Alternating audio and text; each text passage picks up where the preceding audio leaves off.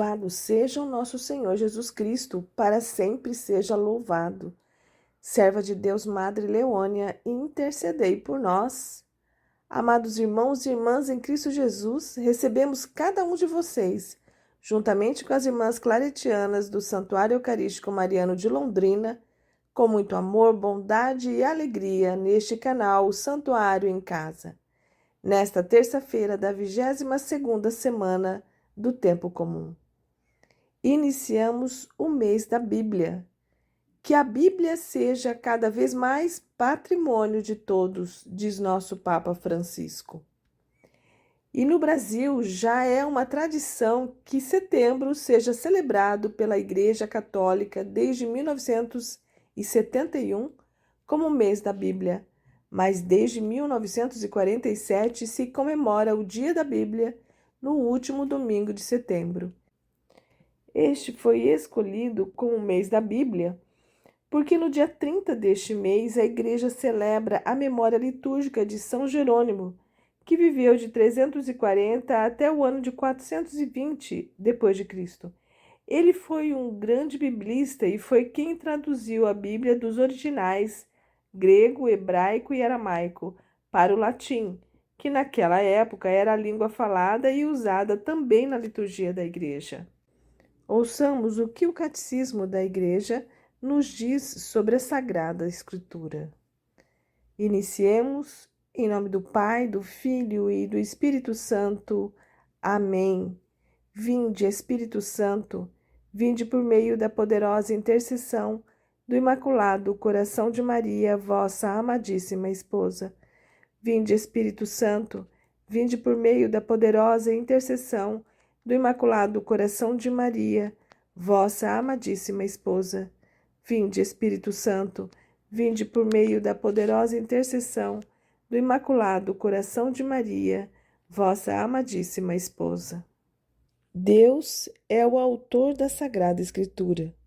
As coisas divinamente reveladas que se encerram por escrito e se manifestam na Sagrada Escritura foram consignadas sob a inspiração do Espírito Santo. A Santa Mãe Igreja, segundo a fé apostólica, tem como sagrados e canônicos os livros completos tanto do Antigo como do Novo Testamento, com todas as suas partes, porque, escritos sob a inspiração do Espírito Santo, eles têm Deus como autor e, nessa sua qualidade, foram confiados à própria Igreja. Deus inspirou os autores humanos dos livros sagrados. Na redação dos livros sagrados, Deus escolheu homens dos quais se serviu, fazendo-os usar suas próprias faculdades e capacidades, a fim de que, agindo Ele próprio neles e por meio deles, escrevessem como verdadeiros autores tudo e só aquilo que Ele próprio queria. Os livros inspirados ensinam a verdade.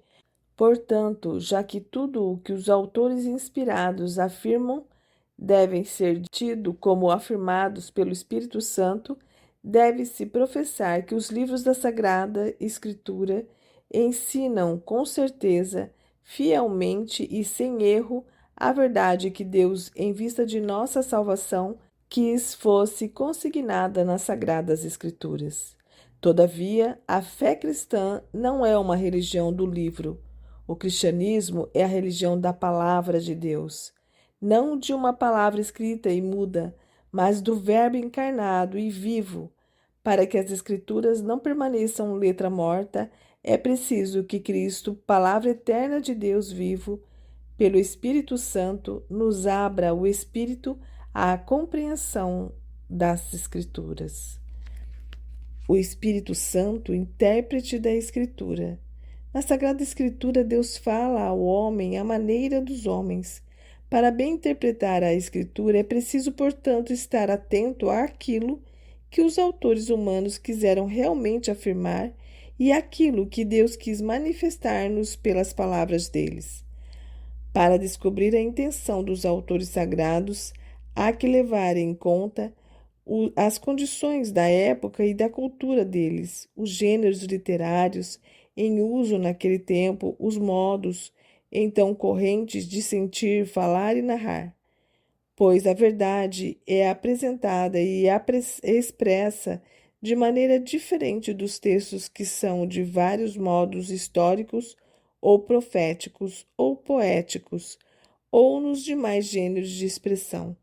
Mas já que a Escritura Sagrada é inspirada, há outro princípio da interpretação correta, não menos importante que o anterior, e sem o qual a Escritura permaneceria letra morta. A Sagrada Escritura deve também ser lida e interpretada com a ajuda daquele mesmo Espírito em que foi escrita. O Concílio Vaticano II indica 3 critérios para uma interpretação da Escritura conforme o Espírito que a inspirou. Primeiro, prestar muita atenção ao conteúdo e à unidade da Escritura inteira, pois, por mais diferente que sejam os livros que a compõem, a Escritura é una em razão da unidade do projeto de Deus, do qual Cristo Jesus é o centro e o coração, aberto depois de sua Páscoa.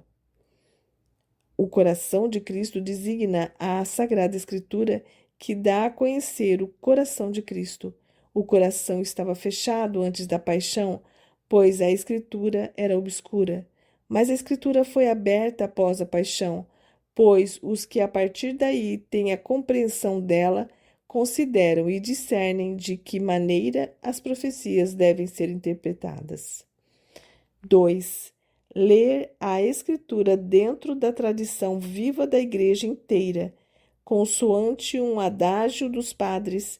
A Sagrada Escritura está escrita mais no coração da Igreja do que nos instrumentos materiais.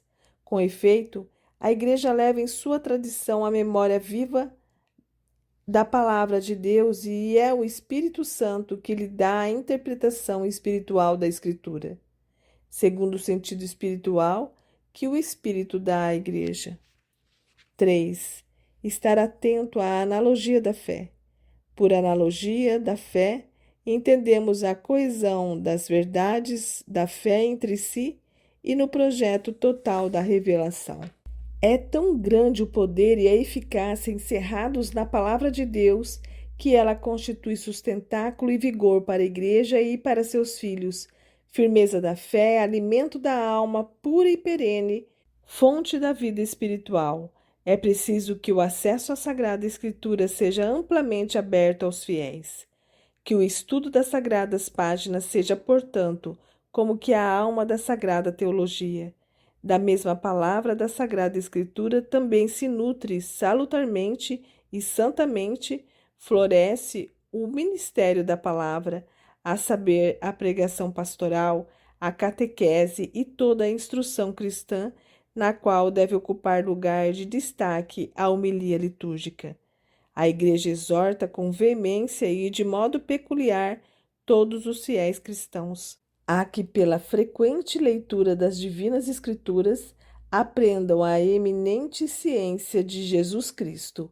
Com efeito, ignorar as Escrituras é ignorar Cristo. Glória ao Pai, ao Filho e ao Espírito Santo, como era no princípio, agora e sempre. Amém. Madre Leone escreveu em seu diário espiritual no dia 30 de setembro de 1975. A união divina na ação. Unida a Deus, a alma não vive uma vida estéril, exatamente porque ama. Ela age por seu divino Jesus. E age de tal modo que provoca sempre uma nova chama de amor. Confia em Deus, desconfia de si mesma e se lança pronta e decidida na ação apostólica entre os irmãos. Jesus se dedicou à ação.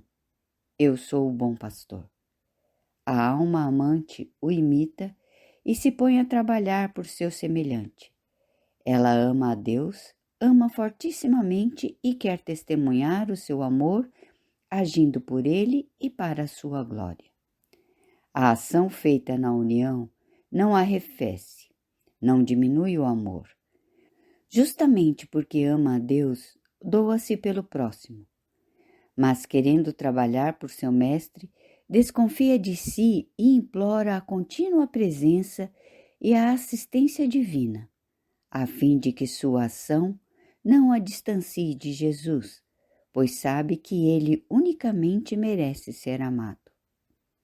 Ao entregar-se à ação, diz: eu vou até às criaturas, mas dai-me a graça, ó meu Senhor, de não me prender nem por aquilo que faço, nem às criaturas, nem a mim mesma. Eu quero amar e agir somente por ti. A alma ativa teme. Tem razão para temer?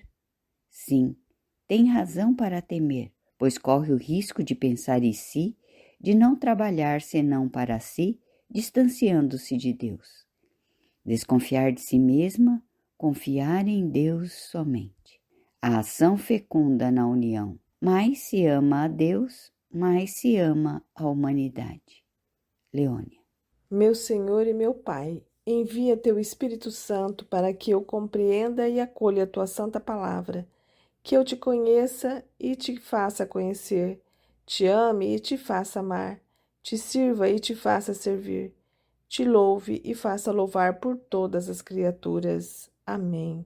Oremos, Deus do universo, fonte de todo bem, derramai em nossos corações o vosso amor e estreitai os laços que nos unem convosco para alimentar em nós o que é bom e guardar com solicitude o que nos destes. Por nosso Senhor Jesus Cristo, vosso Filho, na unidade do Espírito Santo. Amém. O Senhor nos abençoe, nos livre de todo mal e nos conduz à vida eterna. Amém.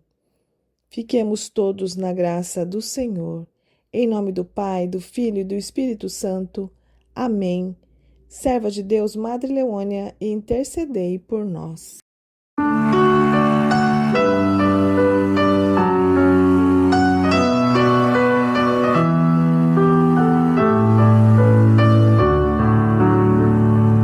A palavra do Senhor, quando chegou, desinstalou meu coração.